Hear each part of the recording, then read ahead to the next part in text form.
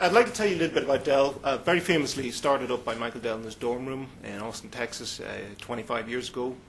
And we've 100,000 employees now. And we're on a journey, actually, from a product-oriented company to a solutions company. Okay? And we've gone through a lot of change over the last couple of years because our competitors caught up with us and we got a little bit lazy. That's basically what happened. So one of the things that is happening at the minute is there's a recurring theme happening with their senior leadership and executive team where they have the problems of leading virtual and global teams. And this thing of, can you help us out? So it's a recurring theme. So with this particular team, I decided to invest energy in it and get resources to actually help this team do this project. And that's what we're going to share with you today. So I want to tell you what the challenge was, tell you what we did and kind of what were the results of that, and just share that with you. Okay? And also, me and Simon decided that we would use the ketchup pucha just to see what it's like for ourselves. So I hope you enjoyed. Okay, the challenge was newly formed team, October 2009, split over 3 continents, 3 different cultures, and 3 different time zones. A huge challenge for that leader to lead that team. And that's where I was contracted. I was after from help to help build coaching culture into that team. This is the team. It's basically manufacturing operations. This is what they do. Huge experience, huge seniority on this team. And here's what's critical about this team to Dell. They're part of the new manufacturing strategy that we have. This team makes decisions that affects billions of dollars and also affects thousands of employees' lives. The goal, basically the goal for this team was they had a 90-day ramp-up. They did not have the latitude to get to norm and get to know each other and stuff. They had 90 days within which to start hitting some key business objectives. And that was just the goal, and to introduce a coaching culture to unleash their potential. So in Limerick in Ireland, we actually had a global conferencing suite, but we never used it for anything other than operational and very dry meetings. So what we decided to do was kick off this initiative where we would actually do a global team builder between the 3 states, the 3 continents, streaming at the same time with PowerPoint.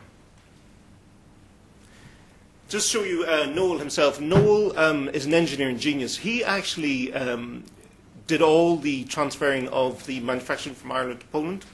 And because of the work he did, he got a global role. And really, it was a huge, huge step up for him to move into a global position. And there was questions around, questions around his capability. Have we got the right team, and can we do this? Here was the challenge we actually had. To do a 3-hour team builder using coaching models on a video conferencing, well, we're pulling the Americans out of bed and we're keeping the Chinese guy from his TV. And how do you keep it innovative, creative, and keep the energy high in the room when they're used to very, very dry operational meetings? Noel actually said, look, please, let's have some innovation, creativity here, some out-of-the-box thinking. Try something new, try something different. And we want to create a compelling team. And this is where Simon came in. Yeah, so when Cathal contacted me originally, I thought, right, you have a challenge, to say the least. And so we were all slightly stretched, Cathal, Noel and myself included. So with a very basic understanding, Forte is a psychometric tool, which I'm sure a lot of you are familiar with psychometrics. And psychometrics are very good for building self-awareness, for enhancing understanding amongst a manager and his team. And at a base level, that's what we helped him to do.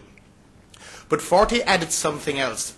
It also gives what's called an adapting profile. It shows how people are adapting to what's going on at their work. So it's not just once, then done. And that allows measurement.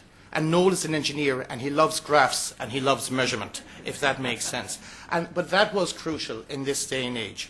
So everybody worked on the profile, which takes 5 minutes. They had their reports, and we kicked it off straight away. But considering time differences and everything else, we really got into what makes people tick very early on. And that's what he was looking for, because if he didn't have a baseline of understanding, he wasn't going to get traction.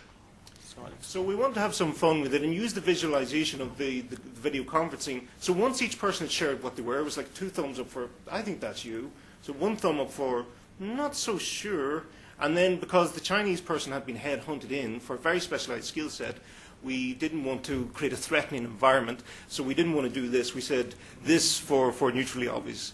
So we had some fun with that, and we created some sort of real engagement, got people actively involved in what was going on over 3 hours.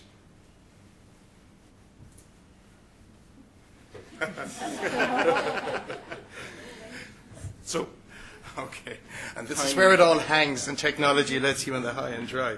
So I guess I have to bring you back again to what we were looking for here. This was a senior manager looking to ramp up a team very quickly, who had to deliver results really quickly. So he wanted that team to really have a base understanding of what was going on. So we're putting up some visuals here which just show some of the data Noel understood and was able to use. Because he wasn't just concerned about a once then done. He had to be able to measure on an ongoing basis what was happening to allow him to coach those team members. And that's really where we helped using Forte. So it's worked with them at a 30, 60 and 90-day process. And again, using the data that was coming back, which measures their ability to communicate and influence. He was able to measure what the top performers were doing vis-a-vis those that weren't performing based on their realistic work efforts.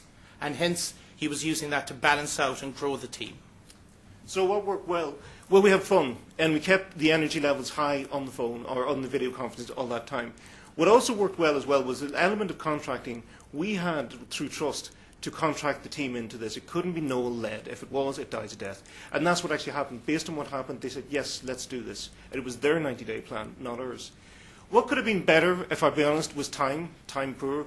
Could have done some more pre-work with the individuals before we actually got onto the video conferencing, because we could have gone deeper, quicker into the interactions in the team. And that's certainly something I would do in future. So as part of this, one of the key takeaways was this just didn't stop. They built it into their 90-day plan, and this was critical. This team could not fail. So they did an event in January, which Noel fielded himself, and then they had their first get-together in Austin in Texas to really come back and look at this. And the feedback was like, how are we getting on? And they were meeting their objectives. And it would be great to say it was Cathal and the Forte tool and me delivered all of this, but the reality, we were 10% of what happened. The manager knew what he wanted, and he used us as a method or a means of getting there, and he used the tool to get there. And ultimately, the credit goes to him, and just we happen to be there to help him along that journey. That's really what it's at. So got Noel's permission to be able to use his team as a case study for this, and just said, look, we're with our learning colleagues in London to talk about this. What is it you want to tell them about what happened? And this is the validation statement he gave.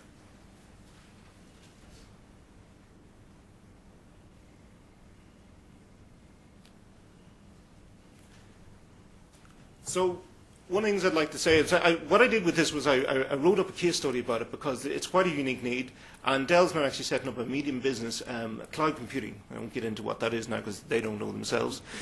And with the cloud computing, it's again a virtual dispersed team, huge complexity, very senior people, very highly specialized skill sets, and they want the same thing.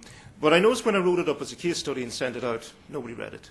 And then I put it in the sort of EMEA newsletter, nobody read it. Executives don't read this stuff. And it's actually through powerful engagement, talking to executives, that they start to hear this and they're going, that's really good. I think that can work for my team. So there's 2 more of these sort of scheduled up, and we're going to try and take the learnings from each one and move it through. So what I can say is, just on relation to metrics or return on investment, given the nature of what this team does, it's highly sensitive. They're involved in buying companies and involved in outsourcing.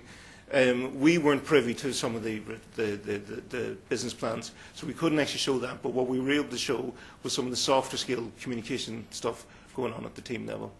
And what's actually happened now is Noel is continuing the process into the next 90 days, because he has to keep that team performing at a very, very high level. He can't just stop and say, there, we've reached that point. He has to keep performing at a very, very high level.